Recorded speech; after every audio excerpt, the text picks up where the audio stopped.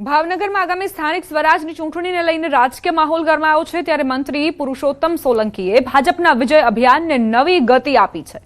ભાઈની એન્ટ્રી સાથે ભાજપ વધુ સક્રિય બન્યું છે અને સોલંકી ફેક્ટર જિલ્લામાં સ્પષ્ટ જોવા મળી રહ્યો છે। તેમના નિવાસસ્થાને યોજાયેલી વિજય વિશ્વાસ બેઠક ભાજપ માટે શક્તિ પ્રદર્શન સમાન સાબિત થઈ, જેમાં ધારાસભ્યો, જિલ્લા તાલુકા સંગઠન અને બૂથ સ્તરના કાર્યકરો મોટી સંખ્યામાં હાજર રહ્યા। સાથે જ પોતાના સંઘર્ષના દિવસોને યાદ કરતા તેમણે જણાવ્યું કે નરેન્દ્ર મોદીના પ્રોત્સાહનથી જ તેઓ અહીં સુધી પહોંચ્યા છે અને પોતાનું સમગ્ર જીવન જનસેવામાં સમર્પિત કર્યું છે। અમારું જીવન તમને બધાને સમર્પણ આ દેશ નરેન્દ્ર મોદીજી મને બેઠાડી અને આશ્વાસન આપ્યું કે પરસોત્તમ તું ચિંતા કરમાં, તારે અરે હું બેઠો। આ હું દિવસો કેમ ભૂલી ગયા। આ મીટિંગ જોઈ અને ક્યાંક આપણા કાર્યકર્તાઓ વધુ વિશ્વાસમાં રહે અને આપણા ક્યાંય મતો પૈડા ન રહે એની માટે ખાસ કાળજી રાખજો। દીકરા તરીકે ફરીવાર ટકોર કરું છું કે આપણો વિજય નિશ્ચિત છે, પણ વધુમાં વધુ લીડથી જીતવાનું છે, એટલે ક્યાંય આપણા મતો બાકી ન રહી જાય। પ્રચારના અંતિમ દિવસે નેતાઓએ એડી ચોટીનું જોર લગાવ્યું છે। સાંસદ મનસુખ વસાવાનો આપના ગઢમાં હુંકાર, આલિયા મવાલિયા લોકો વિકાસના કામો ન કરી શકે, જેને દુકાન નથી તે ઉધાર આપવા નીકળ્યા છે, લોકોને ઠગીને વિધાનસભાની બેઠક જીતી ગયા, હવે સ્થાનિક ચૂંટણીમાં સફાયો કરી દઈશું। ટીડીઓને કહે દિવાળી કરવા પૈસા આપો, તેના પર 19 કેસ છે, કોર્ટે તડીપાર કર્યો છે। નર્મદા જિલ્લા પંચાયતમાં ભાજપની 15 થી 20 બેઠકો આવશે, આપને એક પણ નહીં મળે અને કદાચ કોંગ્રેસને બાકી બેઠકો મળશે।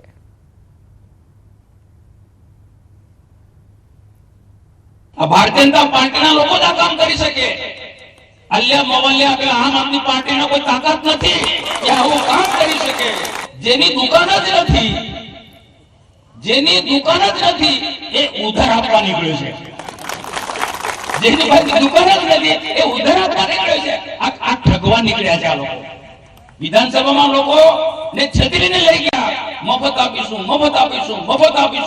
જંગલ વિસ્તારમાં જેમ કે આપણે હાડકી કાઢવાના આદિવાસીઓને લોકો માની ગયા અમને વાતમાં ને ધારાસભ્ય બની ગયો। પણ હું તમને વિશ્વાસ અપાવું છું, આ તાલુકા પંચાયત જિલ્લા પંચાયતમાં આપણે એમનું ભાન કરાવી દઈએ।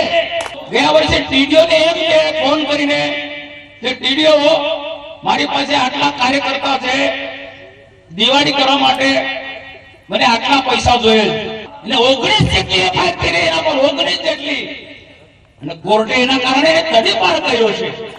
અને તમને વિશ્વાસથી કહું છું, ડાયરીમાં લખી રાખજો, આ નર્મદા જિલ્લો ભારતીય જનતા પાર્ટીનો બનવાનો છે, જિલ્લા પંચાયત ભાજપની બને છે, અને આંકડા સાથે કહું 15 થી 20 સીટો ભાજપની આવવાની છે। રાજકોટ કોંગ્રેસના ઉમેદવારનો અનોખો પ્રચાર। વોર્ડ નંબર 8માં કોંગ્રેસના ઉમેદવાર રણજીત મુંધવા અને મેહુલ પટેલે અનોખો પ્રચાર કર્યો। સ્કૂટર પર માઇક સાથે પ્રચાર કરવા નીકળ્યા। છેલ્લી ઘડીના પ્રચારમાં રાજકીય પક્ષોએ એડી ચોટીનું જોર લગાવ્યું। છેલ્લી 2 ટર્મોના એટલે 10 વર્ષના કોર્પોરેશનને લોકોએ જોયા, પણ અમને જોઈ લ્યો, અમે તમારી વચ્ચે રહેશું, હર હંમેશા તમે આપની વચ્ચે રહેશું અને આપના કામો કરશું। પરિવર્તન એ સંચારનો નિયમ છે। દ્વારકાધીશ પણ કહી ચૂક્યા છે કે પરિવર્તન લઈ આવવું અમુક સમયે જરૂરી છે। ત્યારે આ 20 વર્ષથી લોકો પીડાઈ રહી છે મહાનગરપાલિકાના કોર્પોરેટરની વચ્ચે, એ લોકોને પીડાની બહાર કાઢવા માટે જૂનાગઢની કેશોદ નગરપાલિકાની ચૂંટણી પહેલા જ ભાજપમાં આંતરિક રાજકારણમાં મોટો ભડકો જોવા મળ્યો। મેન્ડેટના મુદ્દે ગંભીર વિવાદ સર્જાતા કેશોદ શહેર ભાજપની 3 મહિલા હોદ્દેદારોએ જિલ્લા ભાજપ પ્રમુખ ચંદુ મકવાણા સામે આક્ષેપોનો મારો ચલાવ્યો। આરોપ છે કે આ મહિલાઓને ચૂંટણી માટે મેન્ડેટ મળ્યો ન હોવા છતાં પ્રદેશ કક્ષાએ તેમના નામ મેન્ડેટ ધારકો તરીકે મોકલી દેવાયા હતા અને હવે પક્ષ દ્વારા તેમની પાસેથી જ બળજબરીપૂર્વક રાજીનામા માંગવામાં આવી રહ્યા છે। સ્થાનિક સ્તરે ટિકિટ વહેંચણીમાં થયેલા આ છબરડા અને અન્યાયને લીધે મહિલા કાર્યકરોમાં ભારે રોષ છે, જેના કારણે મતદાન પૂર્વે જ કેશોદ ભાજપનું સંગઠન વિખેરાઈ રહ્યું હોય તેવા દ્રશ્યો સર્જાયા। જિલ્લા પ્રમુખ દ્વારા અમારા રાજીનામા માંગવામાં આવ્યા। કાલે ફોન આવ્યા કે રાજીનામા તમે શૈક્ષિક રાજીનામા આપો। પણ અમે એને રાજીનામાની ના પાડી દીધી. શૈક્ષિક રાજીનામા અમે કેમ આપીએ? પછી અમને આ જાણવા મળ્યું કે આમાં ઉપર સબળડો થયો છે, પ્રદેશમાંથી અમારા મેન્ટેનર આવ્યા છે અને અહીંથી અમારા નથી નીકળ્યા, તો જિલ્લામાંથી શું થયું છે? તો આ જિલ્લાવાળા શું ખોટું કરે છે? પ્રદેશમાંથી તો અમારા નામ આવી ગયા છે, અહીં તો જિલ્લાવાળાએ શું કર્યું? પૈસા માટે થયું હોય ને, બીજા કેના માટે થયા? અમારા નામ પ્રદેશમાંથી આવી ગયા તો અહીં કેમ અટકી ગયા અમારા નામ? અમે 22 વર્ષથી આ કામ કરીએ છીએ, મારું નામ ત્યાંથી આવી ગયું હોય તો આમાં અટકી કેમ જાય? કઈ રીતે? પાર્ટી વિરુદ્ધ કંઈ કામ કર્યું હોય તો મને કયો.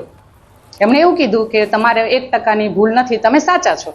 તો પછી શું કામ રાજીનામું દેવડાવ્યું મારી પાસે? શું કામ સાઇન કરાવડાવે છે? એમાં પ્રદેશમાંથી તો નામ છે, પણ અહીંયા સ્થાનિકમાં મને ટિકિટ આપવામાં નથી આવી, કારણ કે ચંદુભાઈ મકવાણાનું આમાં સાઇન કરેલી છે. મેં ફોર્મ ભર્યું હતું અને ટિકિટ મંજૂર આવી લઈ જતી, પણ અમારું ઉપરથી તો નામ હતું જ અમારું આમાં કે તમારે ટિકિટ આવી જ ગઈ છે, પણ અહીંયા જિલ્લામાં આવીને અમારી ટિકિટનું કેન્સલ થયું, એટલે એમાં અમને મળી નહીં અને બીજાને આપી દીધી અને રૂપિયા ભરી અને બધાએ ટિકિટ લીધી છે, જેના ક્યાંય આવ્યા નહોતા અને આવીને અને રૂપિયા ભરીને બધાએ ટિકિટ લઈ લીધી. શહેર પ્રમુખ હતી, ઉપપ્રમુખ હતી અને હવે શહેર પ્રમુખ છું.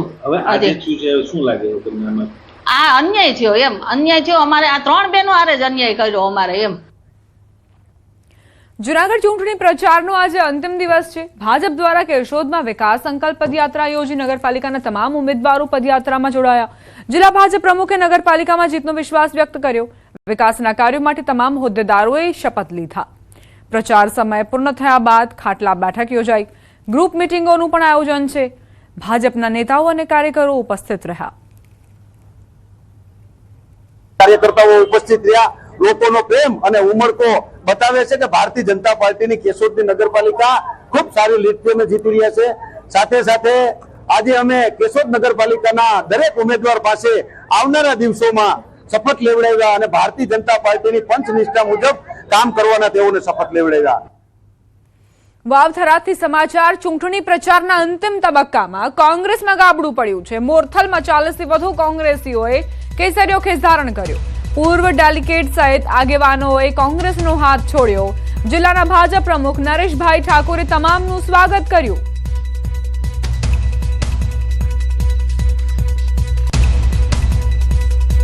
વાવથરાદ કોંગ્રેસનો અંતિમ દિવસે અંતિમ પ્રચારમાં ઉતર્યા કોંગ્રેસના દિગ્ગજ નેતાઓ.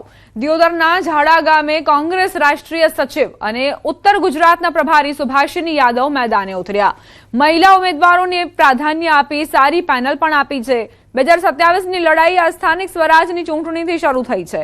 ભાજપ દ્વારા આપ પોલીસ પ્રશાસનને કામે લગાડી અમારા ઉમેદવારોને તોડવાનું અને હટાવવાનું કામ કર્યું, છતાં અમે અડગ છીએ. સુભાષિની કોંગ્રેસ પાર્ટી આગામી સમયમાં જિલ્લા પંચાયત, મહાનગરપાલિકા અને પંચાયતમાં જીતશે તેવું નિવેદન આપ્યું.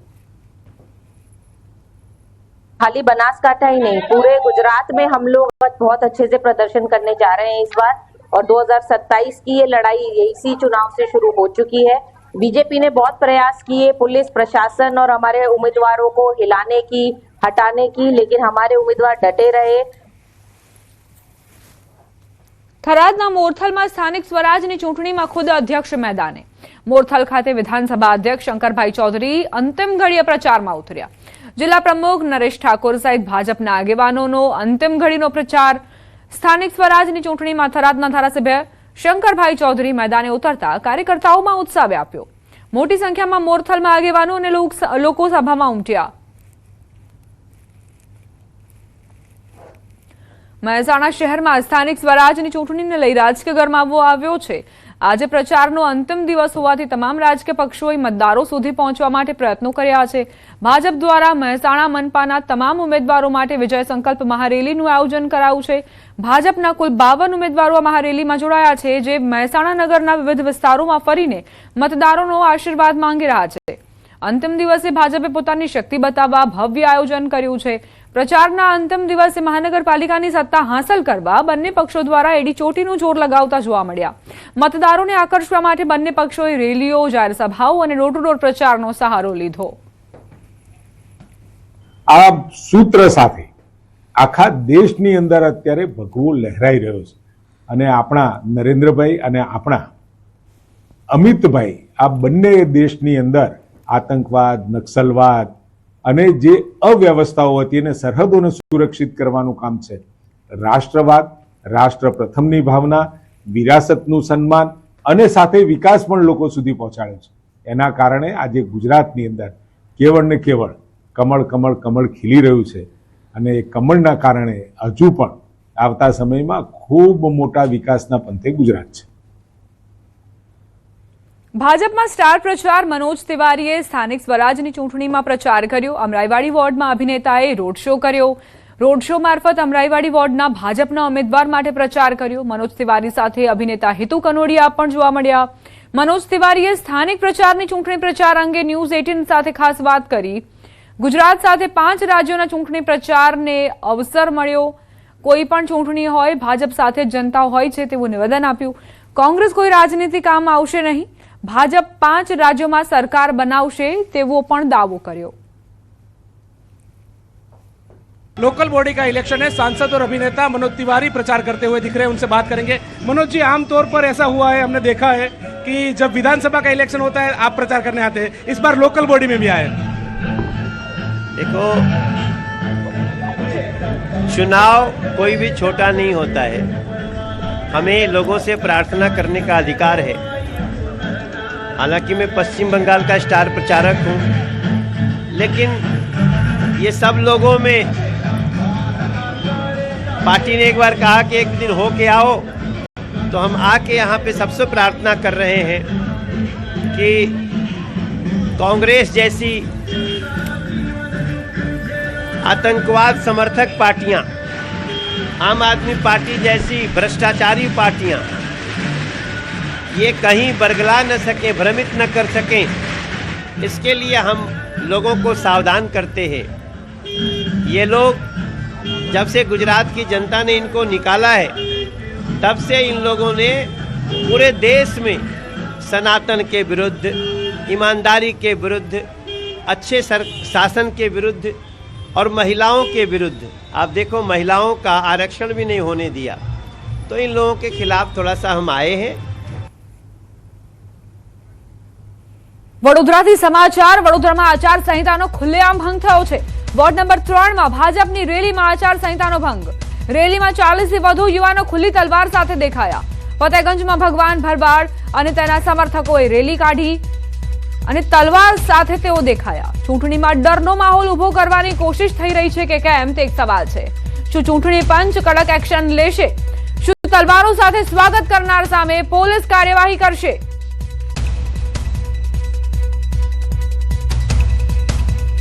ભર બજારમાં તલવારો કાઢીને પ્રચારની આ યોગ્ય રીત છે? ચૂંટણી પ્રચારમાં કઈ રીતે ભાન ભૂલાયો છે તે આપ જુઓ. ભાજપની રેલીમાં તલવારો સાથે આ યુવાનો આવ્યા અને કઈ રીતે ઉમેદવારોનો પ્રચાર કરતા જોવા મળ્યા તેના દ્રશ્યો જુઓ. ચૂંટણી પ્રચારના અંતિમ દિવસે ડાંગ જિલ્લામાં ઉમેદવારોનો પ્રચંડ પ્રચાર જોવા મળ્યો. ડાંગ જિલ્લા પંચાયતની મહત્વની સાકર પાતાળ બેઠક પર દક્ષિણ